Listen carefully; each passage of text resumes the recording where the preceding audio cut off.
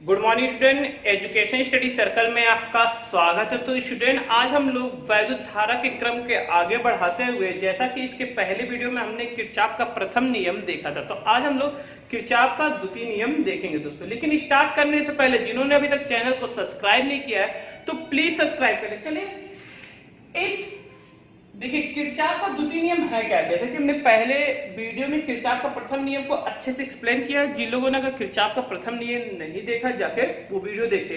देखिए किरचॉफ का द्वितीय नियम, किरचॉफ का द्वितीय नियम, द्वितीय नियम है क्या। जैसा कि हम आपको बता दें कि द्वितीय नियम है क्या। जैसे कि इसमें क्या होता है, एक परिपथ होता है जो बंद पास में होता है। एक परिपथ के बंद पास में, एक परिपथ के मतलब कि एक परिपथ में बंद पास के विभिन्न, देखिए इसको लर्न करना पड़ेगा। क्या करना पड़ेगा? लर्न करना पड़ेगा। इसका हम फिगर आपको बता दे रहे हैं। देखिए जैसे कि हम मान लेते हैं,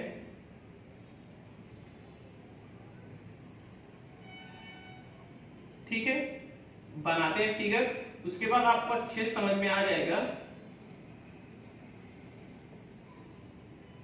ये फिगर है इसका, ठीक है, ये फिगर है। तो देखिए यहां पे I2 धारा है, I1 फिगर आप बना लेंगे तो अच्छे से। ये विद्युत वाहक बल E1, ये E2 है, R1, R2, R3, ठीक है। देखिए ये ऐसे जा रहे हैं, ठीक है, ये धारा की दिशा है। देखिए ये सिंपल सा फिगर है, आप इस फिगर को समझिए। तो इस फिगर को भी आपको याद रखना पड़ेगा। ऐसे एग्जाम में अगर आप बनाते तो बहुत ही अच्छा प्रभाव रहेगा। तो इसका देखिए परिभाषा क्या है कि जब किसी बंद पास में, सॉरी, सबसे पहले क्या कहते हैं, किसी परिपथ के बंद पास में, किसी परिपथ, ये परिपथ है, किसी परिपथ के बंद पास में, ठीक है, किसी परिपथ के बंद पास में विभिन्न क्षेत्रों से गुजरने वाली धारा तथा उसके संगत प्रतिरोध के गुणनफल का बीजीगणितीय योग तथा कार्य करने वाले वैद्युत वाहक बल के बीजीगणितीय योग के क्या होता है? बराबर होता है। सिंपल सा इसका देखिए द्वितीय जो नियम है बहुत ही सिंपल है। एक बार हम फिर से पढ़ें कि क्या है, किसी परिपथ में, किसी परिपथ में, किसी परिपथ में बंद पास के, किसी परिपथ में, ये बंद पास है, देखिए कहीं खुला नहीं है, इसे पास कहेंगे, ठीक। किसी परिपथ में बंद पास के विभिन्न खंडों में, विभिन्न खंडों में गुजरने वाली वैद्युत धारा तथा उसके संगत प्रतिरोध के गुणनफल का बीजीगणितीय योग तथा बंद पास में कार्य करने वाले, बंद पास में कार्य करने वाले विद्युत वाहक बल, मतलब बंद पास में कार्य करने वाले विद्युत वाहक बल का बीजगणितीय योग क्या होता है? बराबर होता है। तो यही बहुत सिंपल सा नियम इन्होंने बताया है कि लिख सकते हैं किसी परिपथ में, आप इसको नोट करके, किसी परिपथ में, नोट कर लीजिए अच्छे से, परिपथ में बंद पास, ये पास इसलिए कह रहे हैं इसको, सब पास के, किसी परिपथ में बंद पास के विभिन्न खंडों, विभिन्न खंडों से बहने वाली धारा, बहने वाली धारा तथा उसके संगत, संगत प्रतिरोध, संगत प्रतिरोध के गुणनफल का बीजगणितीय योग, गणितीय योग तथा बंद पास में कार्य करने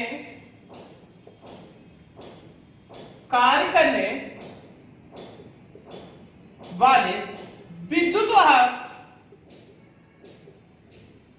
बल के योग, बल के गुण, बल के बीजगणितीय योग के बराबर होता है। बीजगणितीय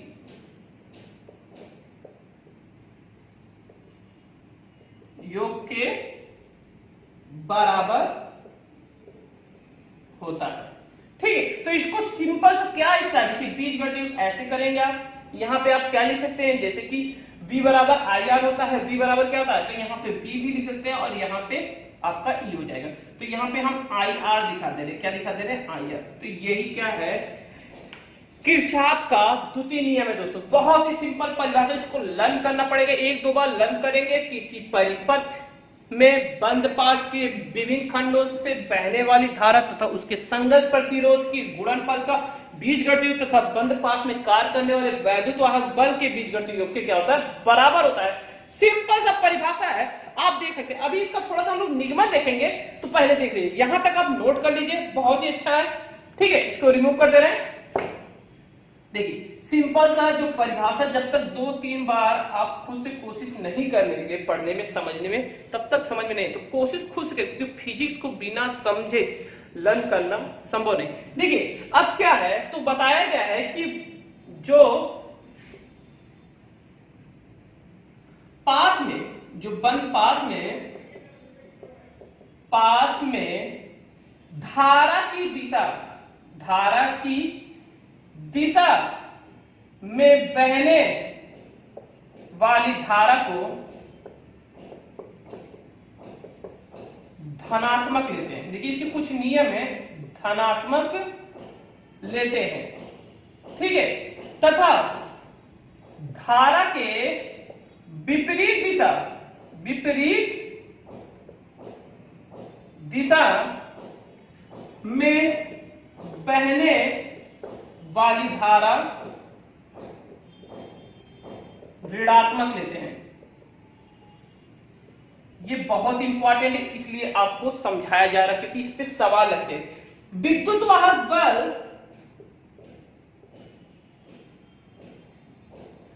वाहक बल जो होता है वो ऋण से धन की, मतलब कि एक तरीके से कहें कि जो हमेशा क्या होता है, ऋण से धन की ओर बहे, ऋण से धन की ओर हो, तो विद्युत वाहक बल क्या होता है, धनात्मक होता है। और जब धन से ऋण की ओर होता है तो ऋणात्मक होता है। क्या होता है, ऋणात्मक होता है।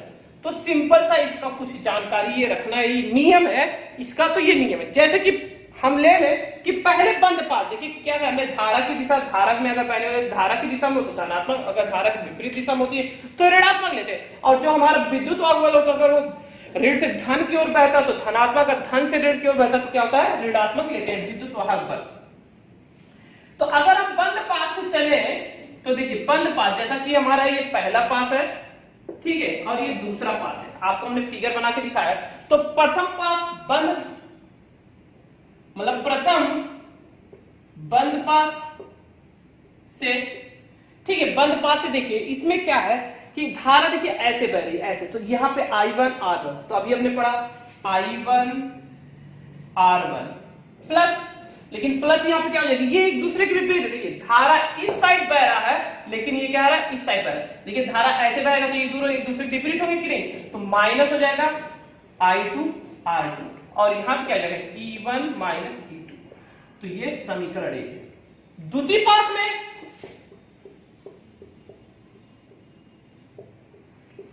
पास में देखिए जब यहां से धारा I1 चला तो ये देखो दोनों यहां पे जाएंगे, ऐसे ये भी जाएगा यहाँ पे, तो यहाँ पे जो धारा जाएगी वो I1 प्लस I2 हो जाएगी।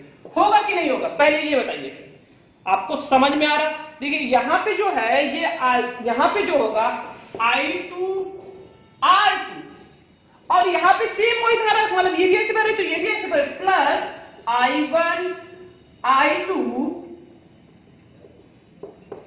क्या हो जाएगा R3, और विद्युत वाहक बल किसना काम कर रहा है, E2 के। तो ये द्वितीय समीकरण है। तो इसी के आधारित पे हमको क्या करना है, क्वेश्चनों को सॉल्व करना है। बहुत ही सिंपल से हमने निगमन आपको समझा दिया है। अगर आपको समझ में आ रहा है, जिन्होंने अभी तक चैनल को सब्सक्राइब नहीं किया तो प्लीज सब्सक्राइब कर। देखिए ये सिंपल सा, सिर्फ धारा की दिशा देखिए ये अगर ऐसे धारा जाएगा तो एक दूसरे विपरीत होंगे कि नहीं, तो माइनस का चिन्ह लगेगा, सिंपल सा। और ये जब दोनों धारा निकलेंगे, मान लीजिए ये भी ऐसे जा रहा है, ये भी ऐसे जा रहा है, तो यहाँ पे I1 प्लस I2 जाएगी, तो R3 में कौन सी धारा बह रही है? I1 प्लस I2, दोनों धारा बह रही है। ठीक, चलिए आगे चलते हैं। क्लियर है? तो बहुत ही सिंपल तरीके से हमने जो आपका किरचॉफ का द्वितीय नियम था उसको हमने समझा। आपको समझ में आ गया होगा, ये हमको पूरी गारंटी है। अगर अच्छा लगा हो तो लाइक का बटन जरूर प्रेस किया, कमेंट करके जरूर बताइए किरचॉफ का द्वितीय नियम कैसा लगता है, क्योंकि एग्जाम के दृष्टि बहुत इंपॉर्टेंट। अब आते हैं हम लोग, देखिए जो प्रतिरोध का संयोजन देख लेते हैं। प्रतिरोध का संयोजन, प्रतिरोध का संयोजन जो होता है वो दो प्रकार से होता है। नंबर 1 पे आता है आपका श्रेणी संयोजन, दूसरा आता है समांतर संयोजन। देखिए श्रेणी संयोजन में होता क्या है, अगर हम श्रेणी संयोजन की बात करें, श्रेणी संयोजन की बात करें तो इसमें जो पहला प्रतिरोध होता है उसका जो दूसरा सिरा होता है वो दूसरे प्रतिरोध के पहले सिरे से जुड़ा होता है, और दूसरे सिरे का जो दूसरा सिरा होता है वो तीसरे सिरे के पहले प्रतिरोध से जुड़ा होता है। तो इसका ये सिस्टम है। तो श्रेणी संयोजन में प्रतिरोध का पहला सिरा प्रतिरोध का मतलब कि श्रेणी में प्रतिरोध का, जैसे कि जो होता है मान लीजिए पहले प्रतिरोध का अगर हम अच्छे लिखें, श्रेणी संयोजन में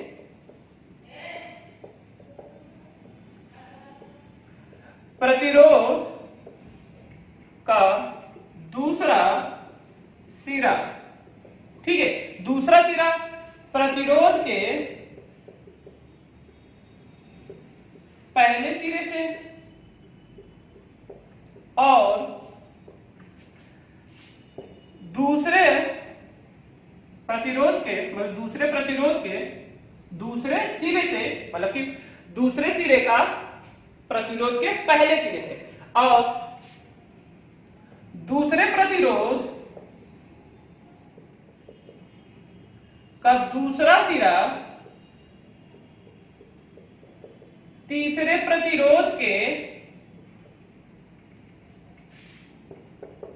पहले सिरे से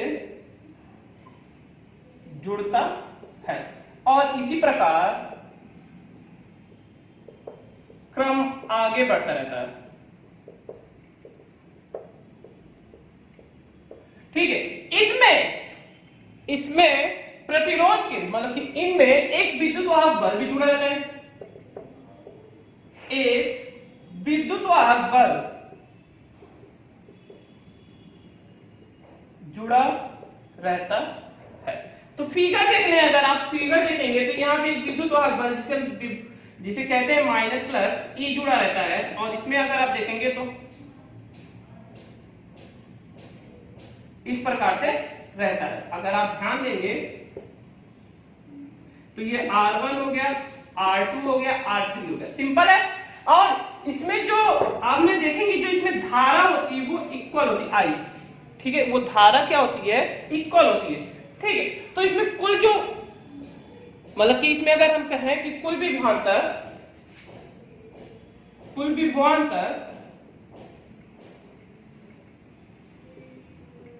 E बराबर क्या हो जाएगा, V1 V2 V3 हो जाएगा। ठीक है, अतः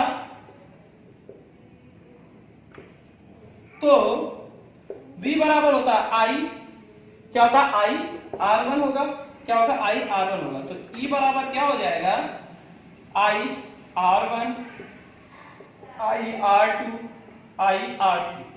ठीक है, सिंपल सा, इसको फिगर को हम रिमूव कर दे रहे हैं। ठीक है, ये हो जाएगा, और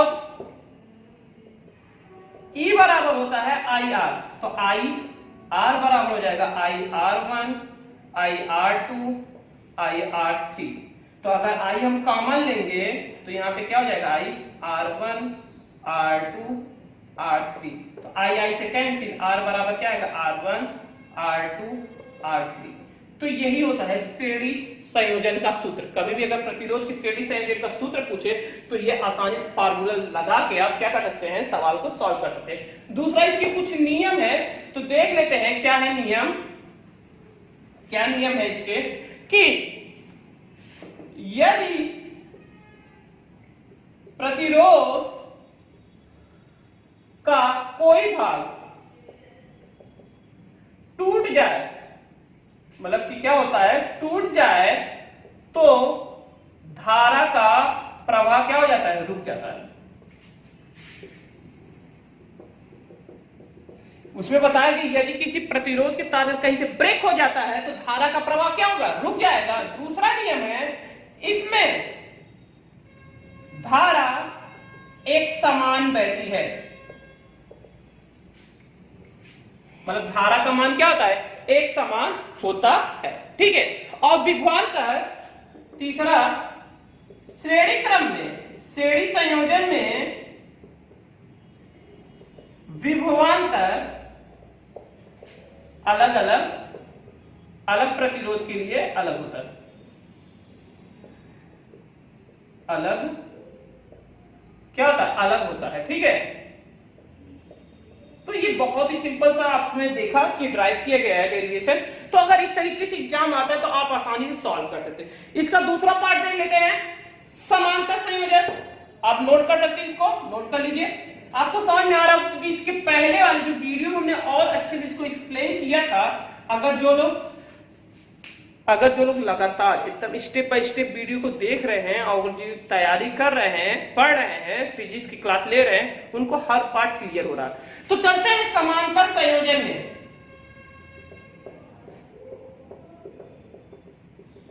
समांतर संयोजन क्या होता है कि इसमें जो होते हैं कि एक सिरे के सारे प्रतिरोध एक संधि से और दूसरे सिरे के सारे प्रतिरोध दूसरे संधि से जुड़े होते हैं, ठीक है। इसमें जो धारा होती है वो अलग अलग बहती है, इसमें जो विभवांतर होता है इक्वल होता है, ठीक है, और प्रतिरोध अलग अलग होता है। देखिए क्या होता है, समांतर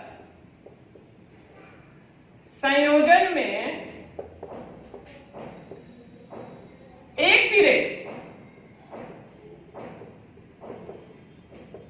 के सारे प्रतिरोध, अगर आपको वीडियो पसंद आ रहा हो दोस्तों, तो जिन लोगों ने अभी तक चैनल को सब्सक्राइब नहीं किया तो प्लीज सब्सक्राइब करें, आप कमेंट करके जरूर बताइए, आप अपने दोस्तों में जरूर शेयर करिए, ठीक है। सारे प्रतिरोध एक संधि से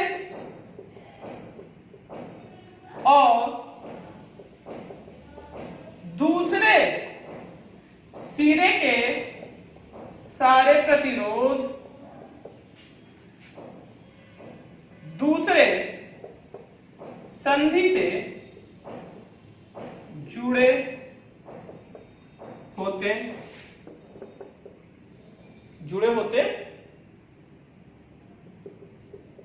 हैं, ठीक है। तो इसमें जो देखिए ये होता है, इसमें अगर हम फिगर बना दें,